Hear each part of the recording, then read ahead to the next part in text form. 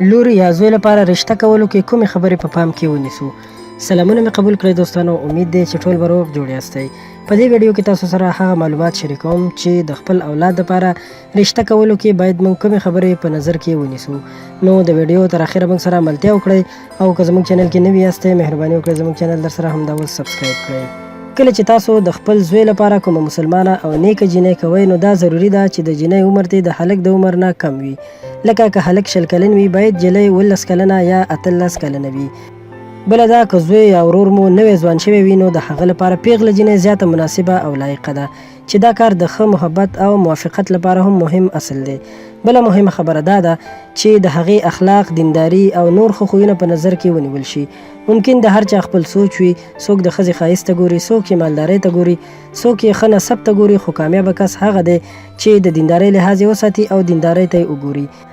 بله دا چې ځان سره د دې خبرې خیال کول پکار دي چې څنګه ته د ښایست عاشق یې نو دغه شان ښځه هم ځان لپاره ښایسته هلک غواړي. لہذا ته فکر وکړه چې ته د ښځې سره په ښایست کې برابر یې که نه. هسې نه چې ستا خوښه وي او ته یې خوښ نه یې، ته به د هغې لپاره د هر څه قربانۍ ته تیار یې او هغه به ستا نه د جدا کېدو سوچ کوي. نو معمولا بیا داسې وخت کې ګڼ شمېر مشکلات مخې ته راځي. دا هم مهمه خبره ده چې کومه جینۍ تاسو د خپل زوی لپاره خوښوئ غوره به دا وي چې د دواړو خویونه یو بل ته وویل شي، یعنی د جینۍ خویونه هلک ته او د هلک خویونه جینۍ ته وویل شي. بیا د دې دواړو نه پوښتنه وشي چې یو بل ته منظور دي که نه. که تر دې حده یو بل ته منظور وي نو بیا دې د یو بل شکل او صورت هم د مشرانو په موجودیت کې وګوري.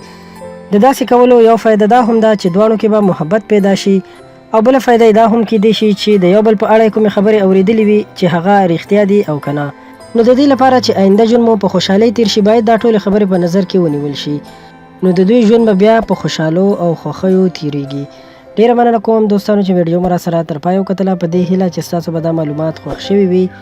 له نورو په زړه پورې او ښایسته ویډیوګانو لپاره در سره هم زموږ چینل سبسکرایب کړئ. ډیره مننه.